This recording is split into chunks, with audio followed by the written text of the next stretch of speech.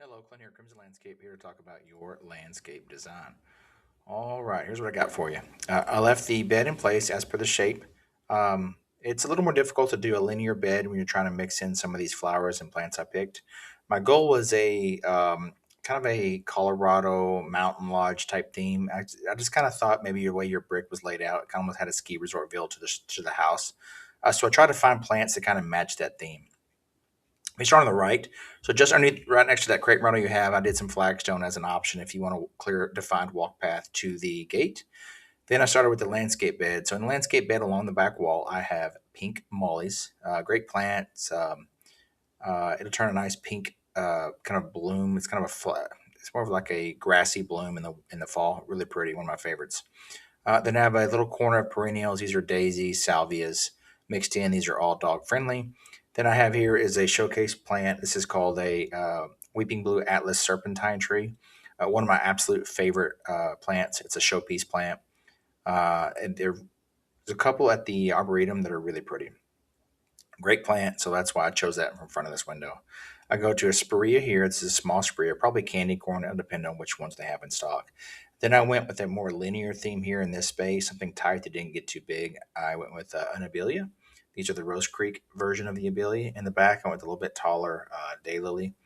These daylilies are going to be kind of a yellowish white color, more wedding dress white or off white than yellow.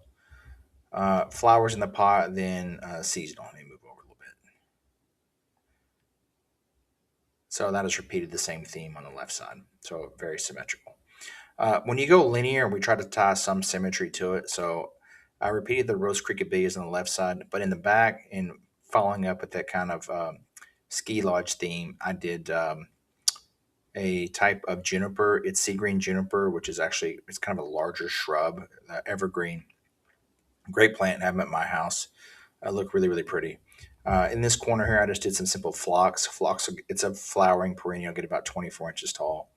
Then a different flavor of spree in front here. Let me move over.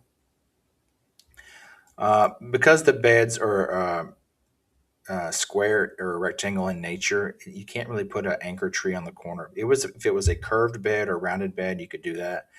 So I put a tree in front of this big corner of your house here, this kind of stone section. And I did a vitex tree, also known as a butterfly tree, because it brings in butterflies. Then underneath it, I did just a variety of perennials as well, rosemary and some daisies and some salvias. Because this is a corner, I needed something to break it up, so I put a boulder on this corner to break up the corner, so it wasn't didn't look so square. Evergreen shrub in the back, I picked a dwarf Yopon holly. Then, until the vitex can gain its maturity, I put some pink mollies in back. They probably stay for 3 or 4 years until this tree gets mature. Side of the house, I went a little more unique in that I did limelight hydrangeas. I did variegated liripes underneath the Japanese maple here. Then I did just a mix of hostas in the back. And I didn't want the bed to look completely linear, so I did a little jut out section here to make it look a little bit bigger and a little more unique. All right. Trees in the front. It doesn't really matter where you put the shade trees in front. It's just kind of your um, choice on where they go. A couple of trees to choose from. The list I sent, it's going to be elms or oaks. Elm trees are going to be really lace bark elm or an American elm. Then there's going to be the Shumard oak, the live oak. There's a couple others I believe. I can't remember off the top of my head which ones I sent. Just remember the elm's going to be no acorns, and any oak tree is going to have a flavor of acorns. Uh, if it's me, I'd probably go with the elm, one of my favorite trees. I did not include lighting because your house already had lighting. Then, of course, the sod and the yard. It was we typically our favorite is Zoysia Palisades. I think your neighbor went with Xeon. Xeon's just a lot harder to maintain compared to Palisades. Palisades, out of all the Zoysias, in my opinion, is way easier to maintain out of compared to all the rest of them. All right, let me stop there. Send you this video.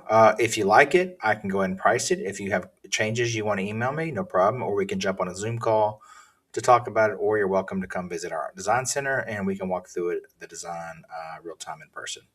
All right, I appreciate your time and have an awesome day.